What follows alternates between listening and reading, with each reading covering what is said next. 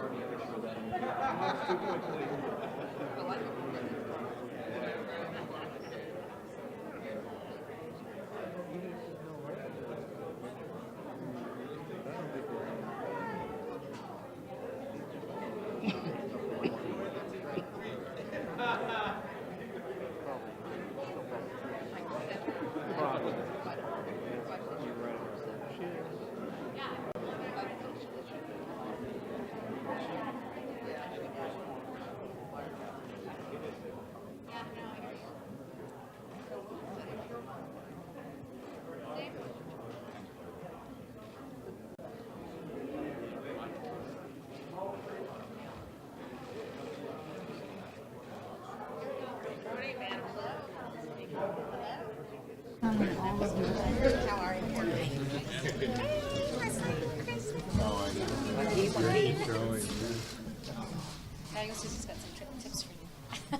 Good afternoon, everyone. We gather here this afternoon about a matter of utmost importance to our country. Every one of us, every member of Congress, every official across the country, in serving in office, takes an oath to uphold the Constitution of the United States, to support and defend it. The Constitution begins with our beautiful "We the People," the preamble to the Constitution, declaring our purpose. The words immediately following the preamble, Article 1, the legislative branch. The beauty of the Constitution, the heart and the soul of the Constitution, is a separation of power with co-equal branches of government to be a balance of power. To achieve that purpose, the founders were very visionary. Many beautiful things followed that, the Bill of Rights and the rest. But what they wanted to do was to be sure that we did not have a monarchy, but we had three distinct branches of government, a check and balance, one to the other. And the text of the Constitution spells out the responsibilities of each, giving the Congress of the United States, among other powers, the power of the purse. The president's power grab usurps that constitutional responsibility and fundamentally violates the balance of power envisioned by our founders. To defend our democracy, the House will pass Congressman Castro's privileged resolution to terminate the emergency declaration tomorrow. I salute Congressman Castro for his work leading up to the moment so that we are ready. And he is chair of the House Congressional Hispanic Caucus. He's a distinguished member of Congress from the state of Texas, which has the longest border with Mexico. But this isn't about the border. This is about the Constitution of the United States. This is not about politics. It's not about partisanship. It's about patriotism. And so, again, once we pass this resolution, we will send it over to the Senate. All members, as I say, have taken the oath of office. We would be delinquent in our duties if we did not resist, we did not fight back and to overturn the president's declaration. To not do that would be to abandon our own responsibilities. We do not intend to do that. With that, I'm pleased to yield to the distinguished gentleman from Texas, a gentleman who, again, has been working on this for a while, and he has he made sure that we were ready. And before I bring him on, I want to say that our distinguished chairman of the Judiciary Committee, Mr. Nadler, is in the Rules Committee on this very subject, or other subjects as well, because we have a busy week. But Mr. Castro will be followed by Leader Hoyer, Whip Clyburn, and Madeline Dean, a member of our freshman class, an expert on our Constitution from Pennsylvania. Now it is my privilege to yield to Chairman of the Congressional Hispanic Caucus, the gentleman from Texas, Mr. Castro.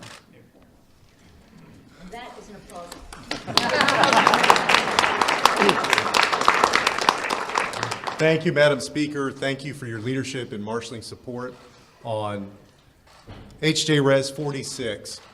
About 6 weeks ago, when the rumors started that President Trump might declare a national emergency to build his border wall across the U.S.-Mexico border, my staff and I began working with Legislative Counsel to try to find a way to make sure that Congress would have a say in this matter. The result of that is HJ Res 46, which would terminate the President's declaration of a national emergency to build his border wall. Our country, since its founding, has become the most prosperous and powerful nation on earth without any wall. That's why I believe most of the American people and most people in my home state of Texas disagree with the President building a wall across our border.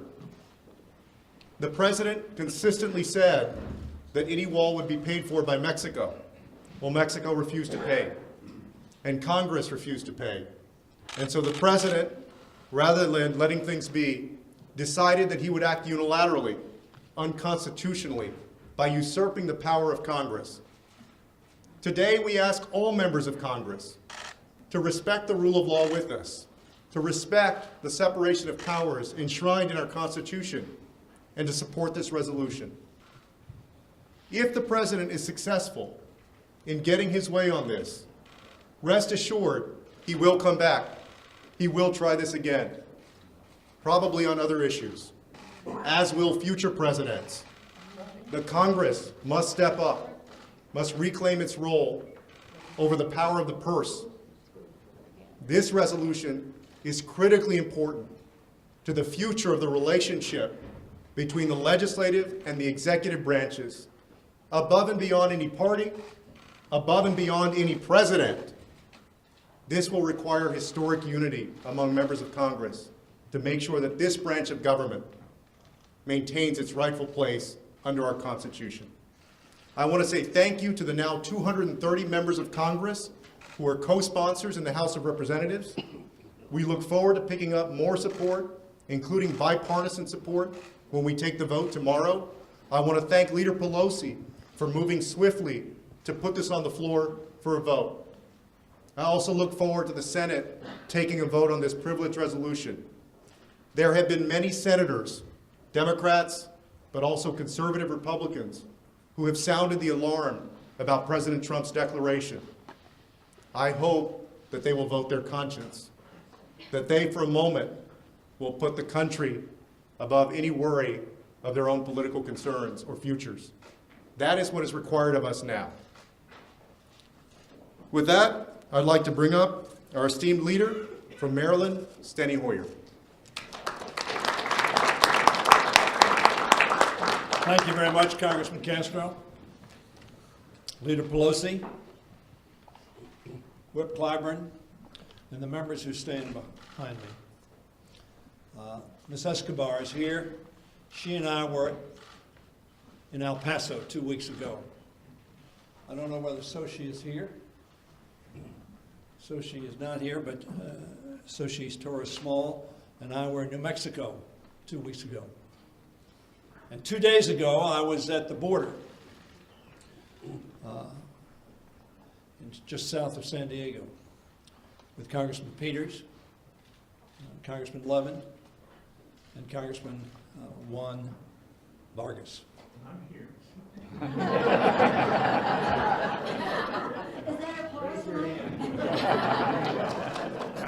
I am not taking roll. And what I concluded, there is no crisis at the border. The issue tomorrow will be whether there is a crisis of our constitutional adherence, whether there is a crisis because there is a lack of conscience and courage among the members of the House of Representatives and subsequently the United States Senate to stand up for what the Founding Fathers want. They did not want King George. They'd had enough of King George telling them what to do.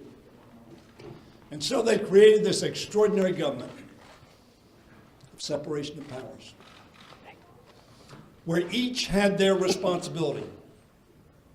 and the other could not tread on that responsibility and authority.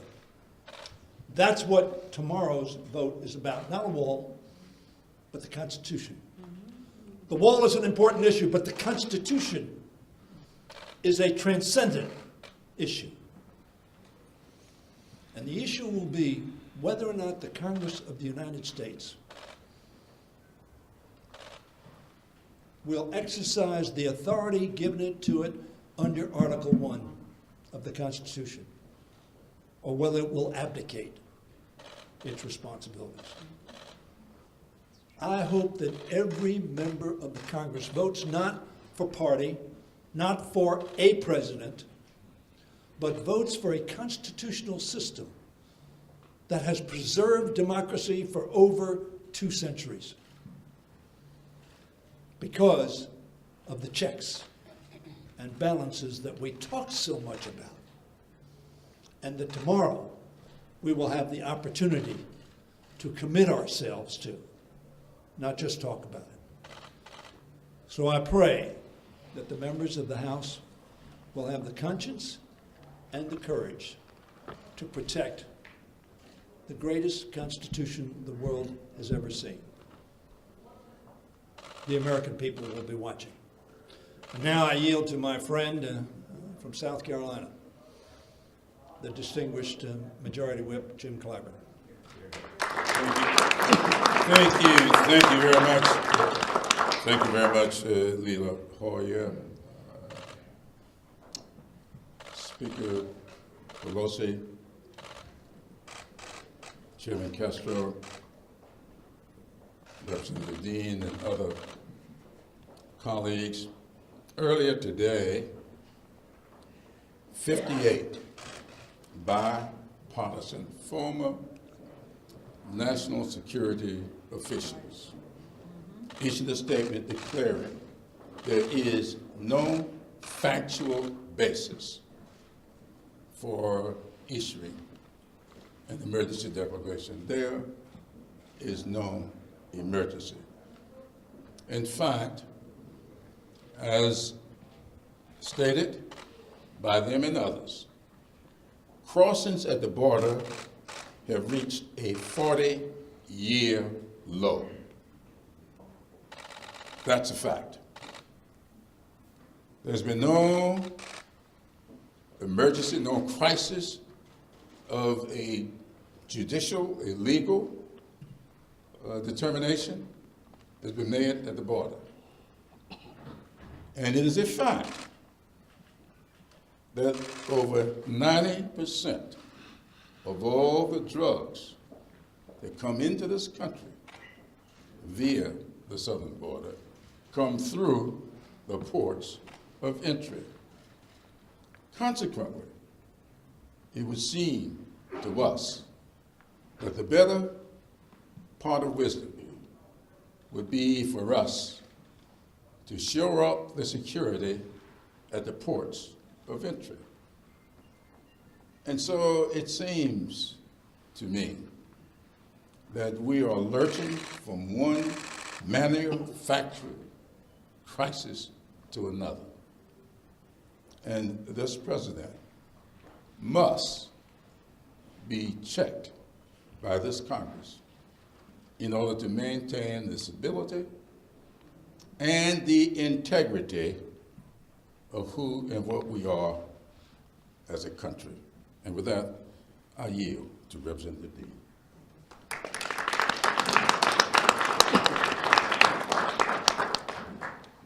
Speaker Pelosi, Leader Hoyer, Whip Clyburn, Congressman Castro, and to all of my colleagues. I'm delighted to be here with you, though I'm not delighted at the reason. I am pleased to stand with you and to stand up for the American people. And I appreciate my colleagues' very powerful arguments about the constitutionality of what we have seen from the president's actions. For the past 2 months, the president has held our political process hostage. He failed to persuade Congress or the American people to pay for a costly, ineffective border wall. So now he plans outright theft. And the irony, he plans to steal from the very people who keep us safe. our military. The president aims to take billions of dollars from high-priority military construction projects, threatening our service members' training, readiness, their families, and their quality of life. I wanted to tell you just a little bit about what's at stake in my home state of Pennsylvania. These projects could include $71 million for a Navy submarine propulsor manufacturing facility in Philadelphia. They could include an $85 million Air Force Reserve construction project in Pittsburgh. It could include $8 million for National Guard operations training facilities and dining hall in our Fort Indiantown Gap. That's just one state. That's just Pennsylvania and just some of what is at stake. Across the country and around the world, hundreds of more projects are under threat, projects that have been carefully evaluated and voted on by Congress and signed into law and appropriated for. These are big projects. They have enormous impact on service members, their communities, our national economy, our national readiness. The federal government, including the president, made promises to our military, and we have no plans to break them. For all his tough talk, the president shows little regard for the people who actually keep America safe.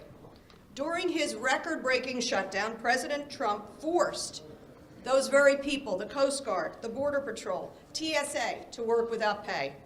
Now he aims to take money that Congress allocated to support our military, money that does not belong to this president, to spend it to gratify his ego and build a wall that you remember Mexico was supposed to pay for. Here's the bottom line. This country operates according to the rule of law. When leaders go outside the law, when they disrespect the Constitution and democratic norms that make America so special, they do lasting damage. America can't afford it, Congress won't allow it, and that's what I'm so pleased to stand with these extraordinary leaders to say we will not allow it. I yield back to the distinguished speaker.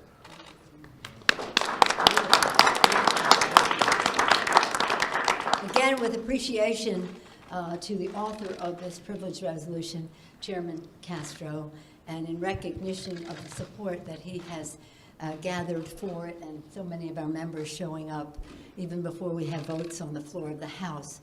Let me just say, Mr. Hoyer referenced going to the border. I too was at the border this weekend with Mr. Cuellar in Laredo. And I tell you this for this reason. In Laredo each year, and I've been there 3 times now, they have the most beautiful celebration of Washington's birthday. They honor Washington, George, and Martha, both.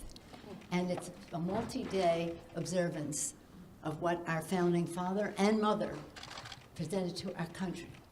To see 96% of Laredo is Hispanic, to see the pride of heritage and the deep patriotism side by side, just strengthening each other, is a joy that I wish the entire country could behold. The patriotism of the people who live at the border, which we consider a community with a border going through it. What the president is saying about the border is mythology, it is not reality.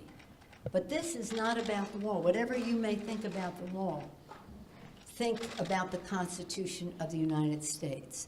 And our colleagues have talked about believing that our members were doing this. I know that they will. I know that our Republican colleagues care about the Constitution of the United States. I know that they believe in the separation of power. I know that they would not want a president, Republican or Democrat, to usurp the powers of the institution in which we serve. I know that they are committed to strengthening this Congress of the United States, which is the institution in which we all serve as part of the separation of powers, the checks and balances, the strength that we all bring in the people's house and in the Senate as well. So I thank all of my colleagues for signing on, again, to the leadership of Chairman Joaquin Castro. We still have the beer? Yeah.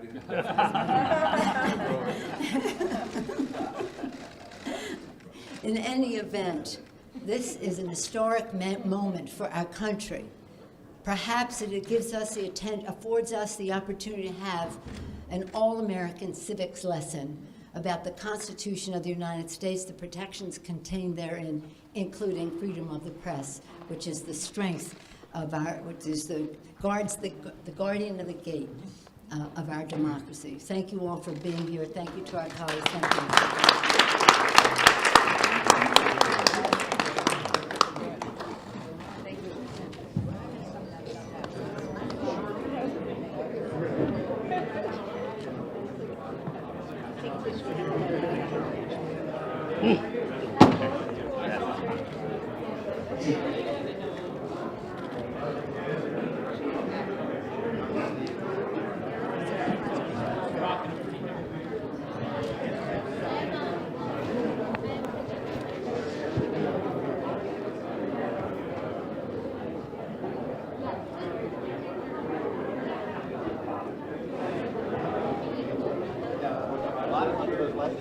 Oh, no.